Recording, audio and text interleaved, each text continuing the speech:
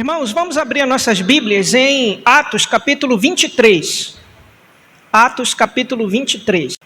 Eu vou tentar nesta noite cumprir o propósito de fazer a exposição do capítulo 23 e o capítulo 24. Por quê? Porque são dois capítulos que não têm muitas questões teológicas profundas para nós expormos. É uma narrativa de Paulo ainda em Jerusalém e depois Paulo vai para Cesareia. Mas o que eu quero focar nesta noite para nós aprendermos é como Deus está no controle de todas as coisas. E isso é um fato bíblico. Deus, ele está empenhado com o propósito de cumprir aquilo que ele planejou.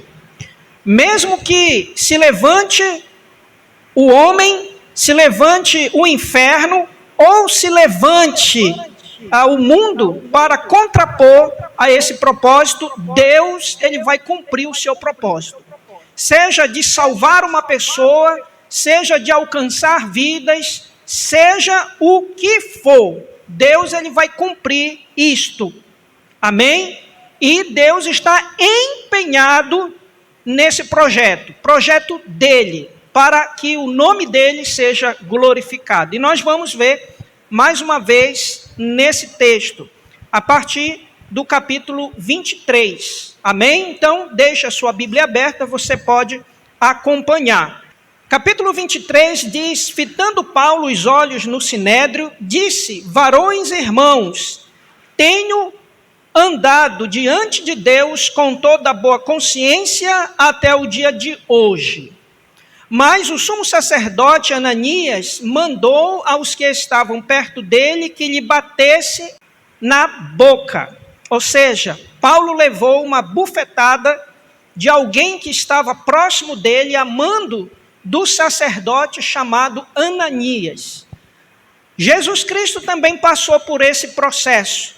Os irmãos lembram, Mateus, quando Jesus estava diante também do sinédrio, um soldado bateu no rosto de Jesus, como se Jesus estivesse desrespeitando o sumo sacerdote, naquele contexto. Ou seja, um homem bate na face de Deus. Esse é o tema daquela passagem ali. E Paulo aqui também passa pelo mesmo processo, em que, a mando de Ananias, o sumo sacerdote, alguém que está próximo de Paulo, também bate no seu rosto. Ora, como dizia minha mãe, ninguém bate no rosto de homem, né? Mesmo que seja um cristão. E Paulo ficou chateado com isso, e no verso 3 ele diz assim: Deus há de ferir-te parede branqueada, tu estás aí sentado para julgar-me segundo a lei, e contra a lei mandas agredir-me? Então Paulo ficou chateado, porque ele não esperava isso de pessoas altamente preparadas diante de Deus para estar dirigindo aqui uma sessão. E Paulo, ele vai colocar 3 coisas aqui muito importantes que eu quero destacar. Primeiro, Deus há de ferir-te. Lembra de João? Quando João, que deitava no colo de Jesus, quem registra isso é o Evangelho de Marcos, você só vai encontrar lá. E João, passando por Cesareia, juntamente com Jesus, Cesareia não, nos samaritanos, ele disse assim: Senhor, vão pedir fogo do céu sobre esse pessoal? Lembra desse episódio? João, um homem manso, pedindo fogo do céu sobre os samaritanos. Paulo também, nesse contexto, ele vai rogar a Deus: Deus há de ferir-te. Deus há de ferir-te. E aí ele fala uma frase aqui: parede branqueada. Lembra que Jesus sempre estava falando para os fariseus que ele era um sepulcro caiado? Ou seja, por fora é uma beleza, mas por dentro está podre.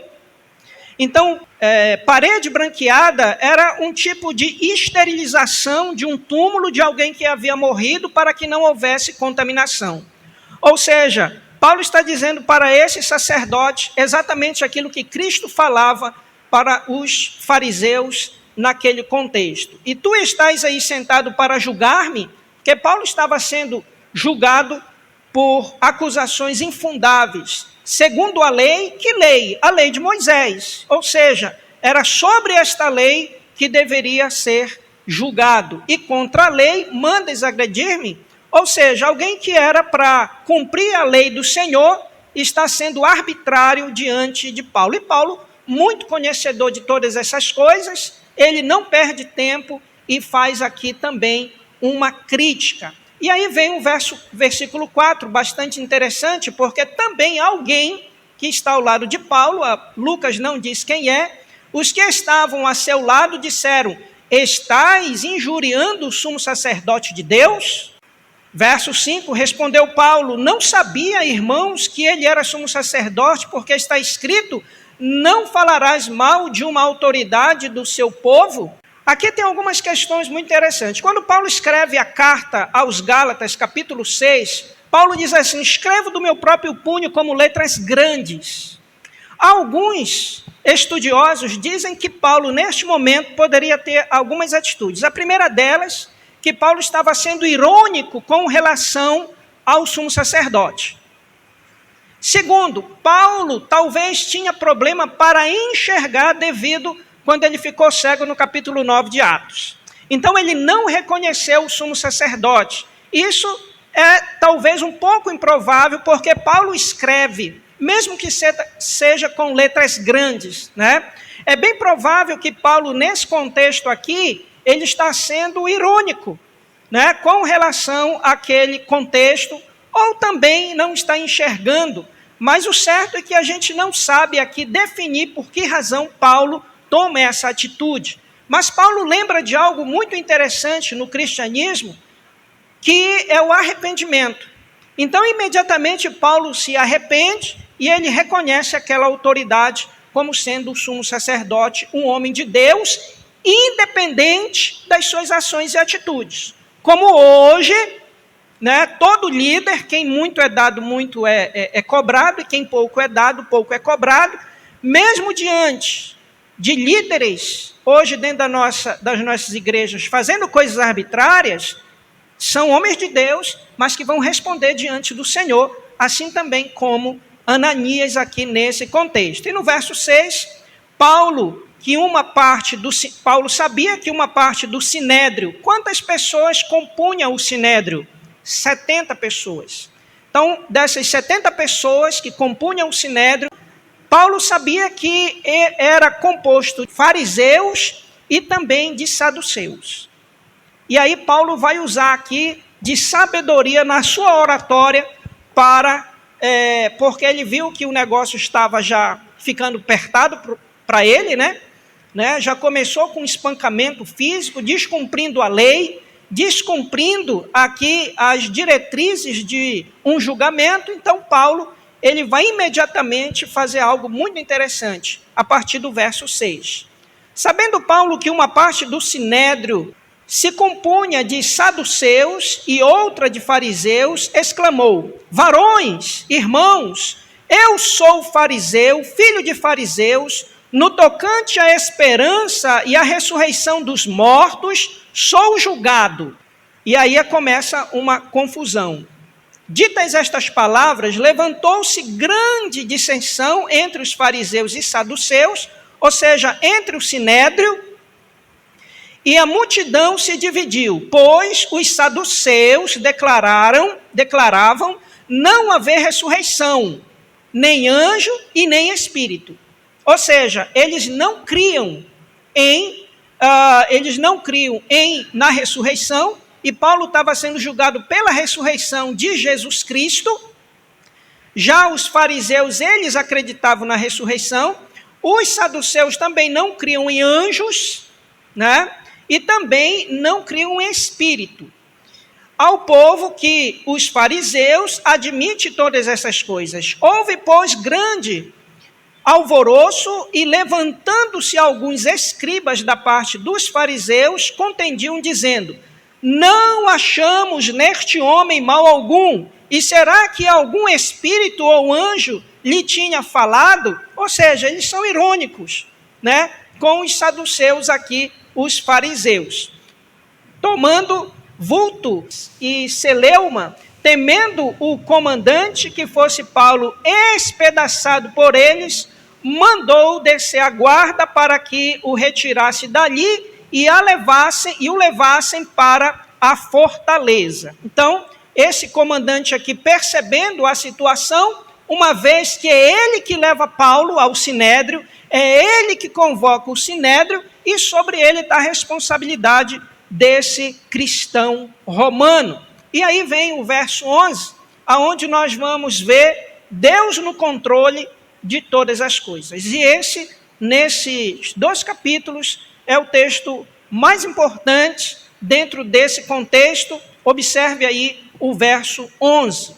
Na noite seguinte, o Senhor, pondo-se ao lado dele, disse: coragem, pois do modo porque deste testemunho a meu respeito em Jerusalém, assim importa que também o faças em Roma. Amém?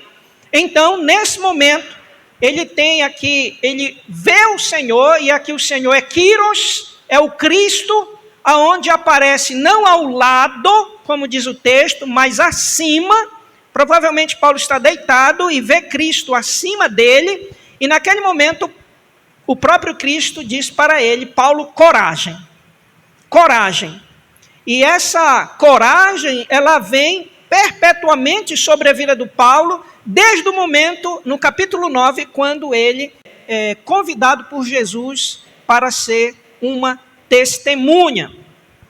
E aqui vem o propósito de todo o livro do livro de Atos, que é o capítulo 1, verso 8. Mas recebereis poder ao descer sobre vós o Espírito Santo, e ser-me-eis testemunhas, tanto em Jerusalém, Samaria, Judéia e até os confins da terra. Para onde é que Jesus quer que Paulo vá? Para Roma. E para Lucas, Roma é os confins da terra. Então o propósito está sendo cumprido na perspectiva de Deus para salvar pessoas naquele contexto e também divulgar o reino de Deus sobre todo o mundo, sobre todas as nações. Agora, Paulo aqui ele tem uma certeza. Uma certeza. Qual é a certeza que Jesus dá para Paulo aqui nesse texto? Deste testemunho a meu respeito em Jerusalém, que é onde ele está, assim também importa que também o faças em Roma. Qual é a certeza que Jesus está dando para Paulo? Que ele não vai morrer. Então Jesus está dizendo entre linhas: Paulo, tu não vai morrer em Jerusalém. Não te preocupas, tu vais para Roma. Então, essa é a certeza que Paulo ele tem, e a partir do verso 12 até o verso 15, os judeus, provavelmente os judeus que vieram da Ásia, que pegaram Paulo dentro do templo, eles fizeram aqui uma conspiração. E qual era a conspiração? No verso 12, diz que os judeus se reuniram e sob anátema, sobre um juramento, sem comer e sem beber, queriam matar o apóstolo Paulo. E eram mais de 40 desses homens que fizeram esse voto. E aí, eles vão ao principal sacerdote. Quem é o principal sacerdote? Ananias. E Ananias também, cheio de inveja, cheio de raiva do apóstolo Paulo, abraça essa conspiração e eles pedem: olha, convida. E aí eles envolvem aqui também o comandante no verso 15. Fala para o comandante para trazer Paulo amanhã, para que vocês possam inquiri-lo mais profundamente, detalhadamente, e no caminho nós vamos matar Paulo. Então esse foi o plano dele. Mas eles não contavam, no verso 16, sempre haverá uma intervenção de Deus nesse mais. No entanto, entretanto. Então esse mais aqui aparece um personagem que é sobrinho de Paulo. Não sabemos por qual razão esse sobrinho de Paulo estava ali, mas uma certeza nós temos: ele era envolvido com os fariseus e o sinédrio. Então, para ele poder estar ouvindo esta trama aqui, era alguém que estava inserido dentro daquele contexto, que também a família de Paulo era contra ele, e nesse momento o texto nos diz que esse sobrinho arrependido, ouvindo essa trama, vai até o apóstolo Paulo, do verso 16 até o verso 25, ele vai com Paulo, veja aí o verso 16, mas o filho da irmã de Paulo, tendo ouvido a trama, entrou na fortaleza e de tudo o avisou Paulo. Ou seja, para ele entrar na fortaleza, ele precisa ser alguém próximo do sinédrio. Então, este chamando um centurião toma conta de quantos soldados? De 100 soldados. E então, ele manda chamar, conta a trama para Paulo, Paulo chama o centurião, ele conta para o centurião vai com o comandante e diz, olha, esse garoto quer te falar alguma coisa a pedido de Paulo, prisioneiro. E aí no verso 20, respondeu ele, os judeus decidiram rogar-te que amanhã apresente Paulo ao sinédrio, como se fosse te inquirir mais acuradamente a seu respeito. Tu, pois, não te deixas persuadir. Por quê? Porque mais de 40 entre eles estão pactuados entre si sobre anátema de não comer nem beber enquanto não o matasse e agora estão prontos esperando a tua promessa. Envolveram aqui o comandante na trama deles. Aqui tem uma certeza, se esses 40 fariseus forem bem radicais, eles morreram de fome. Por que eles morreram de fome? Porque eles não mataram Paulo. E a promessa é, sobre anátema, que iriam morrer de fome se não matasse o apóstolo Paulo. Então, no verso 23, aquele comandante, pedindo para que aquele jovem não falasse nada a ninguém, imediatamente agiu a partir do 23, chamando 2 centuriões, e aqui é muito interessante, 2 centuriões comandam quantos soldados? 200. Então já temos aqui 200 soldados. Chamando 2 centuriões, ordenou, tende de prontidão desde agora a 3ª hora da noite. Então, se alguém quer fugir, o melhor horário para fugir é a noite. Tem menos gente, menos tráfego, né? Pessoal não está na rua, então à noite. Também 200 soldados. Então agora mais 200 soldados que são dirigidos por 2 centuriões. Mais 70 de cavalaria e 200 lanceiros para irem até Cesareia. Então aqui começa Paulo saindo de Jerusalém para Cesareia. Deu para ver quantos soldados aí? Quantos soldados tem aí envolvido? Centurião tem 200. Ele repete ali, 200 soldados. Tem mais aí 70 de cavalaria. Não é verdade? 270. E também tem mais 200 lanceiros, que dá um total de 470.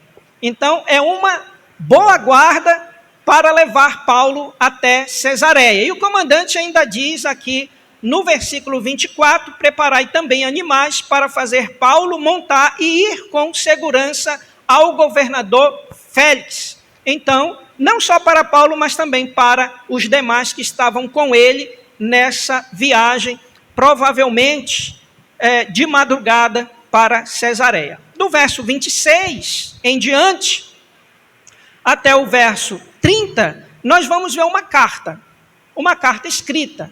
E quem é que escreve essa carta? Cláudio Lísias. Quem é Cláudio Lísias? É o comandante, que agora Lucas revela o seu nome. E esse comandante tem tido muitas surpresas e aprendizados com o apóstolo Paulo. Então veja aí o teor da carta.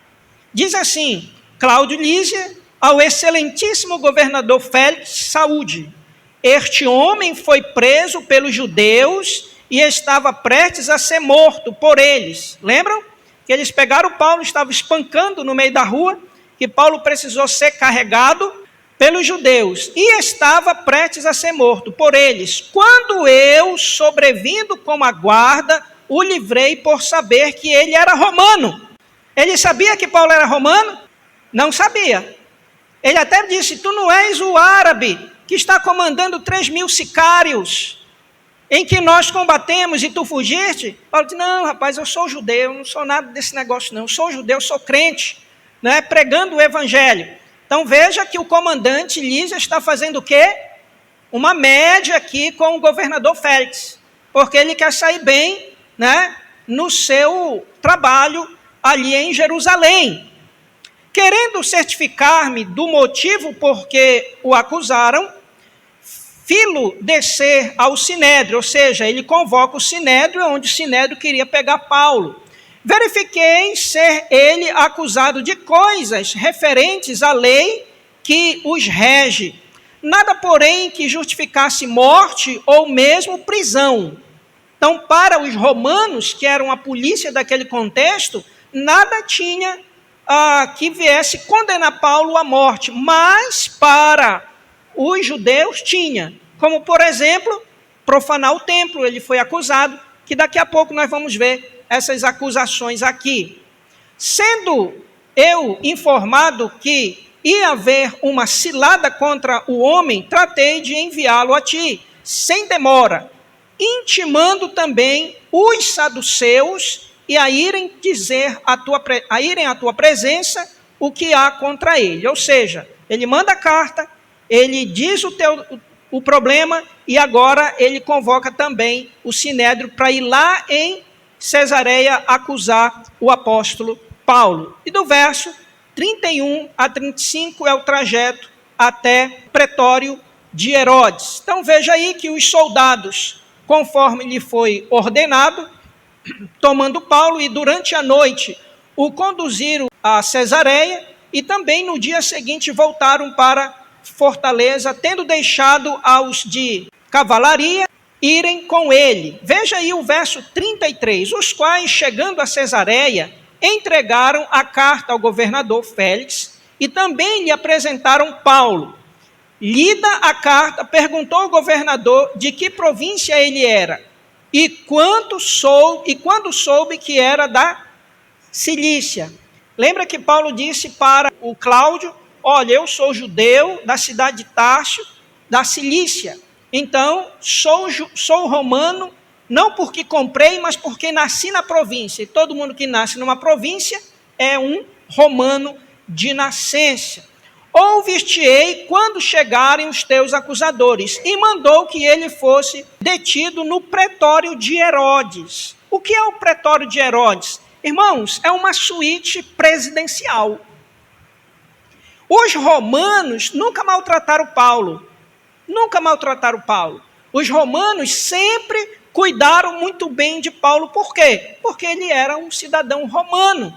E também dentro daquele contexto, como nós vamos ver a partir do capítulo 24, Félix tinha uma esposa judia também cristã. Então, eles tratam muito bem o apóstolo. A partir do verso 24 até o versículo 27, nós vamos ver Paulo recebendo as acusações e também apresentando a sua defesa. 5 dias depois, desce o sumo sacerdote Ananias com alguns anciãos e com certo orador chamado Tértulo, os quais apresentaram ao governador Líbelo contra Paulo. Então veja aqui que Ananias, juntamente com os sumos sacerdotes e anciões, eles vêm para Cesareia. Agora, como eles tomavam conta do dinheiro do templo, né, eles podiam pagar um advogado, né? Então aqui você vai ver o contraste do advogado dos homens e o advogado de Paulo aqui. Então, quando eles convidam esse Tertulo, ele é um porta-voz, ele é alguém que domina a oratória. Então, o sacerdote ele não vai falar com Félix, ele paga uma pessoa para ser o porta-voz. E aí, é claro, como um bom advogado, ele vai tecer aqui uma oratória bem interessante que eu quero analisar com vocês a partir do verso 2 até o verso 5. Diz assim ele, sendo este chamado, passou Tértulo a acusá-lo. Então vamos ver aí, preste atenção nas acusações, dizendo, excelentíssimo Félix, tendo nós, por teu intermédio, gozado de paz perene, e também por teu por teu providente cuidado de serem feitos notáveis reformas em benefício deste povo, veja que ele está enchendo a bola politicamente do Félix, né? Então, aqui, esse cidadão, na nossa linguagem atual, seria o quê? Um puxa, né, do Félix ali. Então, ele queria encher a bola do Félix para depois dizer o que ele queria. Isso não é diferente nos nossos dias, e não está sendo diferente dentro do nosso contexto nesses últimos dias, né? Então, verso 3, sempre é por toda parte, isto conhecemos com toda gratidão. Entretanto, todavia, para não te deter por longo tempo, rogo-te que, conformidade com a tua clemência, nos atendas por um pouco. Então aí ele já bajulou o governador e agora ele vai fazer a acusação no verso 5. Por quê? Porque tendo nós, então ele se inclui também, porque ele está defendendo, porque nós, verificado que este homem é um perte. Paulo era uma perte? Não. Então ele já começa mentindo. Não é verdade? E promove sedições entre os judeus. Paulo fazia isso, promovia bagunça entre os judeus, conflito entre os judeus, não fazia. Ele entrava na sinagoga, pregava o evangelho, saía dali, muitas vezes não queriam ouvir Paulo. Então essa é a segunda mentira deles aqui. Esparsos por todo o mundo, sendo também o principal agitador da seita dos nazarenos. Paulo vivia com os nazarenos? Não. Também é uma mentira infundável. O qual também tentou profanar o templo. Paulo tentou profanar o templo? O templo? Não. Então a acusação é o quê? Profanar o templo com os gentios. Paulo não fez isso. Também é uma mentira. Nós o prendemos com o intuito de julgá-lo segundo a nossa lei. Mentira, porque ele bateu em Paulo. Lembra que Paulo diz, né? Não observas a lei, sobre a lei tu me bates, né? Então, também é outra mentira. Quem foi que escreveu essa redação? Provavelmente Ananias, aqui o sacerdote. Agora vem o verso 7. Mas, sobrevindo o comandante Cláudio Lísia, o arrebatou das nossas mãos com grande violência. Aí ele já mexeu com o comandante, né? Já é uma acusação falsa também, né? Então mexeu o quê? Com a guarnição romana. Você percebe que quando as pessoas começam a omitir a verdade, eles começam a se envolver num laço que ele começa a apertar, e daqui a pouco a pessoa está sufocada, né? É o que está acontecendo com esse cidadão aqui. Verso 8, ordenando que os seus acusadores viessem à tua presença. Tu mesmo examinando poderás tomar conhecimento de todas as coisas que nós o acusamos. Então todas as acusações aqui, elas são infundáveis. E aí, a partir do verso 10 até o 21, nós vamos ver a defesa aqui do apóstolo Paulo. Verso 10, Paulo tendo-lhe o governador feito sinal que falasse, respondeu, sabendo que há muitos anos és juiz desta nação, sinto-me à vontade para me defender. Então veja que Paulo ele usa metade de um versículo para introduzir a fala dele com relação a Félix, ao governador. Ou seja, ele vai direto ao assunto. Ele não bajula. Ele poderia fazer isso? Poderia? Poderia. Porque Paulo tinha uma certeza. Qual era a certeza? Que ele não ia morrer. Mas Paulo não usa nenhum momento disso.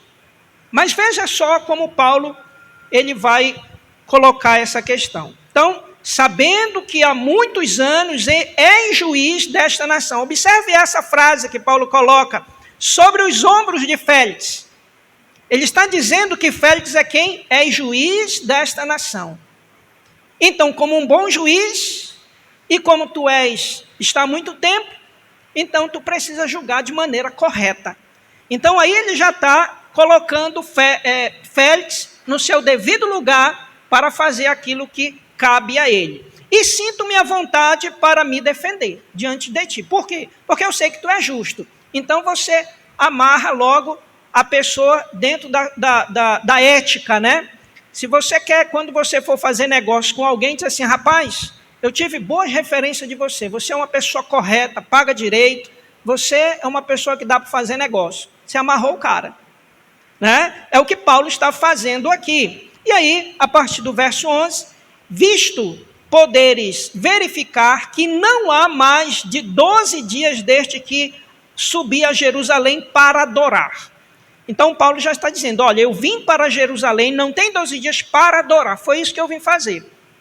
Porque eu sou judeu, então eu vim cumprir este propósito que tenho como judeu. E que não me acharam no templo discutindo com alguém, ou seja, não é um agitador, nem tampouco amotinado, não é também uma pessoa que está introduzindo ali no templo gentios, fosse nas sinagogas ou na cidade, nem te podem provar as acusações que agora fazem contra mim. Ou seja, contra fatos não há argumento. Então, era só da boca para fora. Porém, confesso-te que seguindo o caminho, ou seja, o cristianismo, a quem chama seita, ou seja, para os saduceus, cristianismo era uma seita e isso é uma mentira, porque eles, na realidade, se tornaram uma seita. Assim eu sirvo ao Deus de nossos pais, veja como Paulo vai fundamentar, dos nossos pais, o Deus de nossos pais, acreditando em todas as coisas que estejam de acordo com a lei e nos escritos de Moisés. Então ele evoca aqui na sua defesa quem?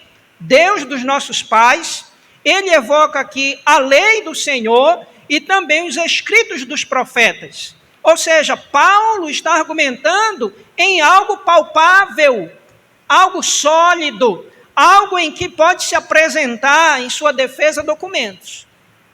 Ao contrário do advogado de Ananias, que não apresentou coisa alguma. Verso 15, tendo esperança em Deus, como também estes têm.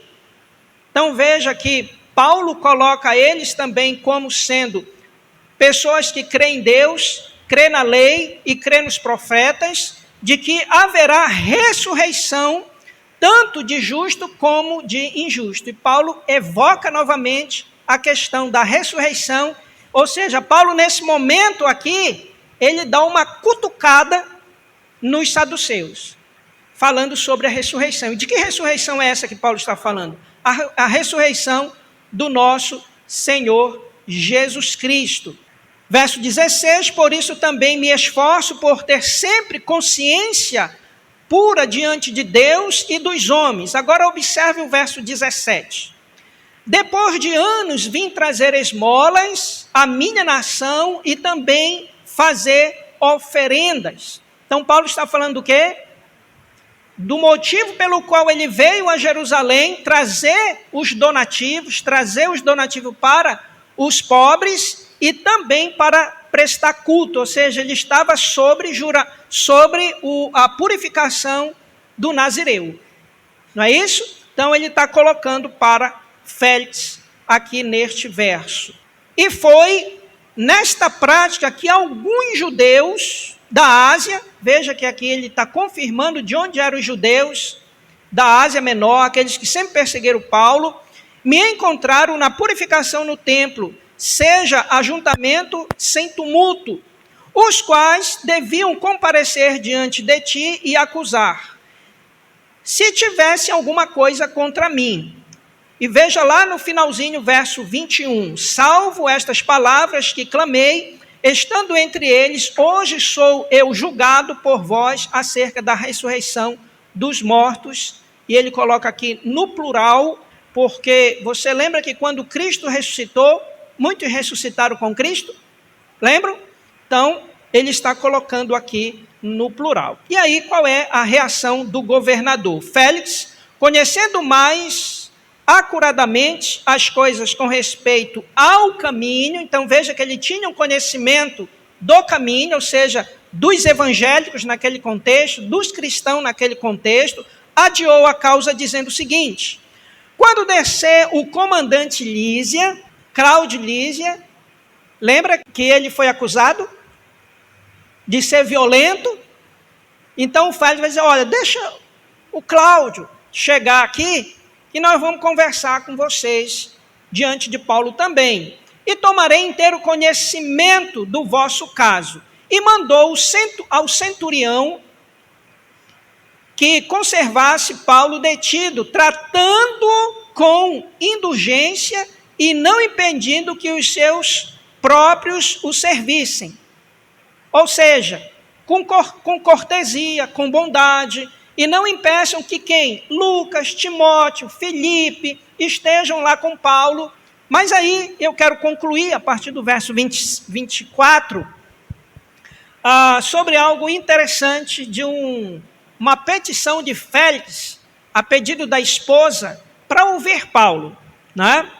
E Paulo aqui, ele poderia muito bem barganhar com Félix, num momento particular, a sua soltura, né? Ou algum outro privilégio. Mas Paulo não precisava disso porque ele já tinha tudo aquilo que ele precisava. E veja como Paulo trata aqui a questão de Félix, sua esposa, com relação ao ensino do Evangelho.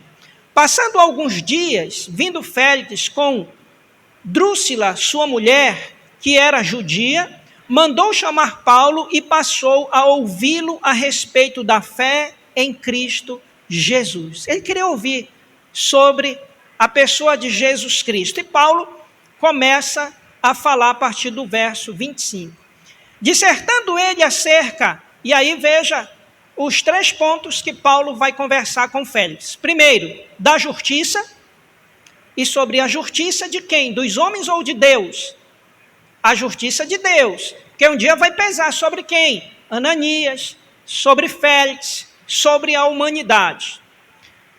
Do domínio próprio, um segundo assunto que Paulo introduz, não são assuntos fáceis. Domínio próprio, irmãos. Domínio próprio, Paulo está evocando aqui um dos frutos do Espírito Santo. Domínio próprio. Qual é o terceiro? Você consegue encontrar o terceiro aí?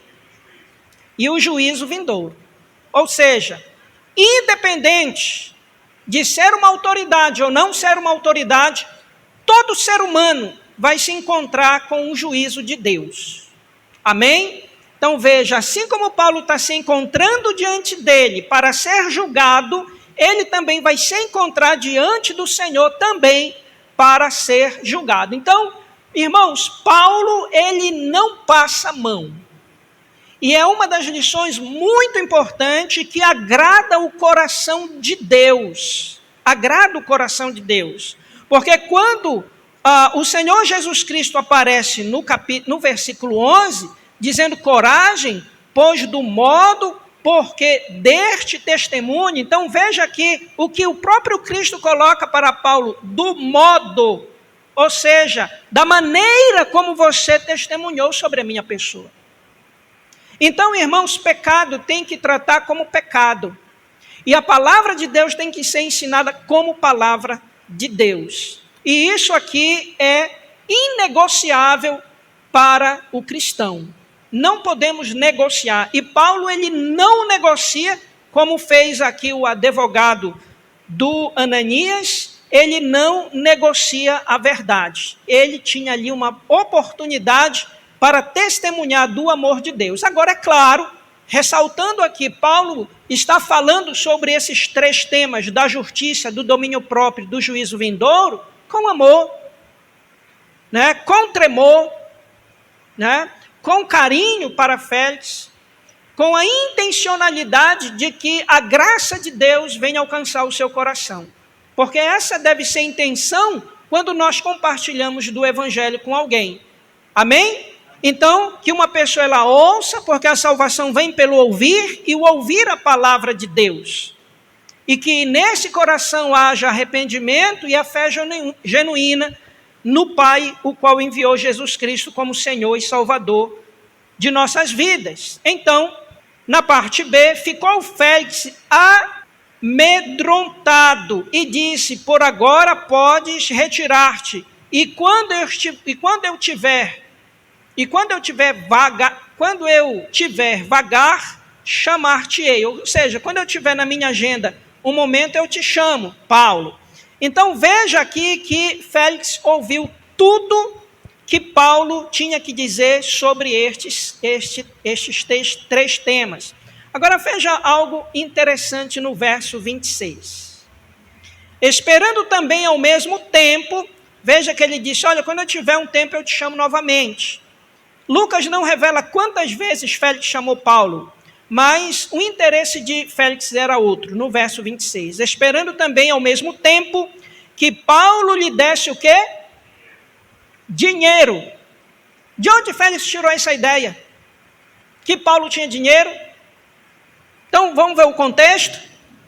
Veja aí o verso 17. O que é que diz no verso 17, no testemunho, na defesa de Paulo? Depois de anos, vim trazer o quê? Esmola à minha nação. Aquilo mexeu com o coração de Félix. Ele disse: olha, vai dar para mim fazer uma caixa, né? Um caixa aí com Paulo. Porque ele tem dinheiro, esse pessoal que é judeu tem dinheiro.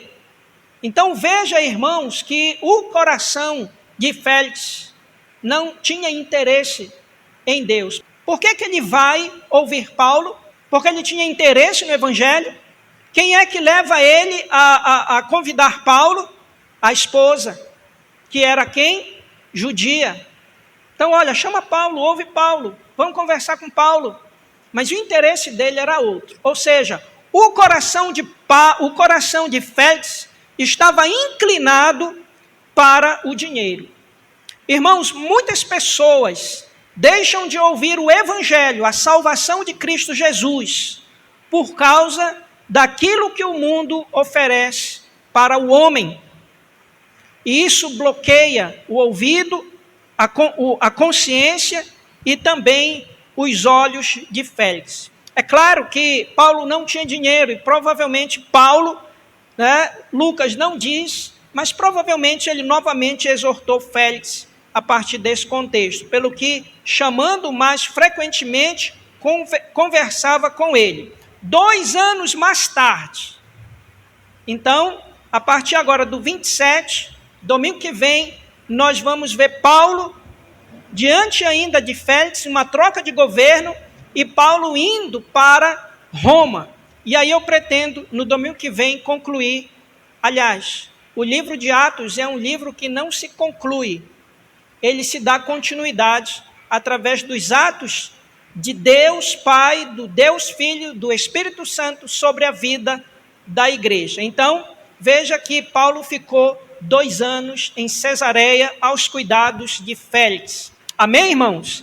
Que essa palavra fique em nossos corações, aonde a aplicação ela está no verso 11, aonde Deus ele está no controle e cumpre os seus propósitos através de todo aquele que se coloca como uma testemunha diante dos homens a favor do reino de Deus. A igreja, ela foi eleita, selada, comprada pelo sangue de Cristo para sermos testemunhas aonde quer que venhamos estar, seja no modo ético, moral e também espiritual. Andarmos, como diz Paulo aos Efésios, de modo digno da vossa vocação. Amém? Que Deus assim nos abençoe com a sua palavra.